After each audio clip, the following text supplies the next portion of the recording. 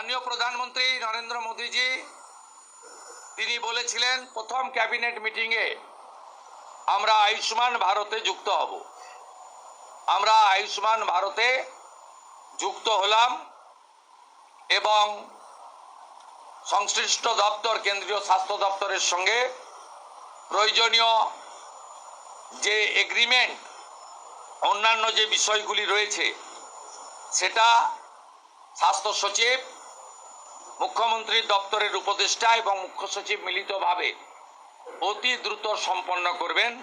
অর্থাৎ আজ থেকে মাননীয় প্রধানমন্ত্রীর ঘোষিত পশ্চিমবাংলার মানুষের প্রতি যে কমিটমেন্ট আজকে ভারতীয় জনতা পার্টির ক্যাবিনেট সেটা সম্পূর্ণ করলো।